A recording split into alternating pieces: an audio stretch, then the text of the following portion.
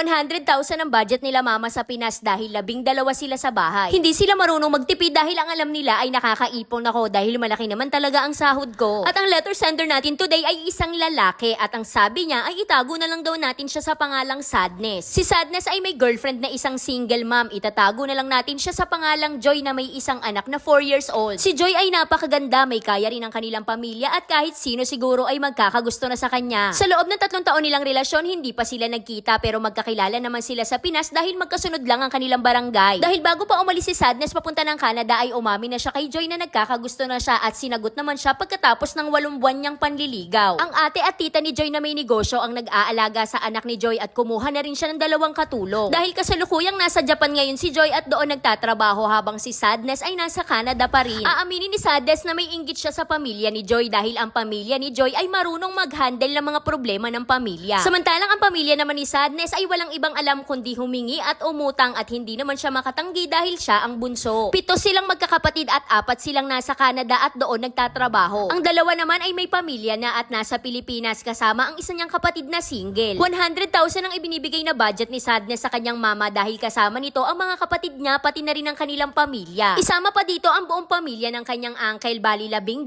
silang lahat sa bahay. Si Sadness at ang isa niyang ate na single na nasa Canada ang nagpapaaral sa kanilang mga pamangkin at nagbibigay din ng panggatas at pangdayaper. Dahil ang mga kapatid nila sa Pilipinas ay walang ibang ginawa kundi humingi at umasa sa kanila na nasa Canada. Nag-ipon ng husto si Sadness para makapagpadala ng balikbayan box at 8 box ang pinadala nila. Kaya nagpasabay na lang si Joy ng 4 na terno na nakapangalan sa anak niya pero 2 lang ang napunta sa anak ni Joy dahil nagustuhan daw yon ng pamangkin ni Sadness. Kaya ganoon na lang ang galit ni Sadness dahil yun lang sana ang mapupunta sa anak ng girlfriend niya pero nahati pa. At sa paglipas pa ng mga buwan sumobra na ang dalang ng pagtulong ng ate niya na nasa Canada dahil balak niya na daw mag-ipon at umuwi na ng Pinas. Kaya lahat ng kakulangan na budget na para sa kanyang mama ay si Sadness na ang nagpupuno. Kaya sinubukan ni Sadness na sabihin sa kanyang pamilya na balak niya na ring umuwi ng Pilipinas pero ang sabi ng kanyang pamilya ay wala naman daw siyang maiiwan ng girlfriend dahil nasa Japan. Kaya ang ginawa na lang ni Sadness para may maipundar naman siya sa kanyang sarili ay kumuha siya ng credit card at bumili ng sasakyan na isang Ford Ranger. Pero sinabihan lang siya ng kanyang pamilya na natuto na daw siyang magdamot kesyo ibalik niya na lang daw ang sasakyan at ipahila niya na lang. Bakit daw kasi kailangan niya pang maglabas ng sasakyan? Alam naman daw ni Sadness na may responsibilidad siya na budget ng kanyang pamilya. Aminado naman si Sadness na sobrang hirap talaga ng kanilang pamilya at sa ngayon pa lang silang nakakaahon. Wala pa rin silang sariling bahay at nangungupahan lang din ng kanilang mama pati na rin ang buo nilang pamilya. At ang ate niya na nasa Pinas ay nagpaplano ng magpatayo ng sarili nilang bahay dahil nasisikipan na daw siya sa kanilang inuupahan. Pero hindi naman marunong magtipid ang kanyang mama at ang papa niya naman ay hingi lang ng hingi sa kanyang mama pati na rin ang mga kapatid niyang pamilyado na. Kaya sa ngayon ay nababaon na si Sadness sa utang pati si Joy ay nauutangan niya na rin. Ang alam kasi talaga ng pamilya ni Sadness ay nakakaipon siya ng pera dahil malaki naman talaga ang sinasahod niya sa trabaho. Pero ang hindi nila alam ay umabot na ng 170,000 ang nautang ni Sadness kay Joy. Kaya naghulog muna ng 20,000 si Sadness kay Joy para makabawas sa kanyang utang at nakalimutan niyang itapon ng resibo. Nakita ng kuya ni Sadness ang resibo at pinagbintangan pa siya na nagbibigay ng pera kay Joy. Kaya sinabihan lang siya ng kanyang kuya na wala na nga siyang kapera-pera pero nakuha niya pang magpadala ng pera kay Joy. Kaya napatanong na lang sa kanya si Joy kung bakit nababaon pa siya sa utang samantalang malaki naman talaga ang sinusweldo niya. Kaya noong malaman ni Joy ang totoo ay bigla siyang naging dragon dahil bakit parang kasalanan pa daw ni Sadness na siya ang nakakatulong sa kanyang pamilya. Kaya kailangan ko po ng payo niyo dahil ano po ba ang dapat kong gawin dahil nagpaplano na rin po akong bumalik ng Pilipinas. Nagpaplano na rin po ako mag-propose kay Joy pero parang feeling ko ay hihindi siya nang dahil sa mga pangyayari. Kaya minsan ay naiisip ko na ipahila na lang ang sasakyan para lahat ng sahod ko ay sa kanila na mapunta. Parang sila na lang po kasi ang binubuhay ko kaya hanggang dito na lang Ate Charis. Alam mo Sadness, nagigets naman kita dahil nga sa mahirap yung buhay nyo noon. Ngayon pa lang kayo nakakaramdam ng ginhawa at gusto mong makaramdam din ng ginhawa yung pamilya mo sa Pinas. At wala namang mali sa kagustuhan mo na makatulong sa kanila pero lahat ng sobra ay masama. Kagaya na lang nung pati pagbibigay ng gatas at diaper sa pamangkin mo, hindi mo na yun obligasyon yon ng mga magulang ng bata. Paano na lang sila matututong kumayod para sa pamilya nila kung lahat iaasa nila sa'yo at ibibigay mo? Kaya ang maipapayo ko na lang sa'yo ay ibigay mo lang sa pamilya mo kung ano yung bukal sa kalooban mo at doon sa makakaluwag ka, hindi doon sa magigipit ka na. Masarap naman kasi talaga sa pakiramdam yung tumulong pero wag naman nating gawing obligasyon yung pagtulong. Mas mabuti rin kasi sa mga kapatid mo na may pamilya na tumayo sa sarili nilang paa kaysa umasa sa iba. Paano na lang kung magkasakit ka, di lahat kayo nga.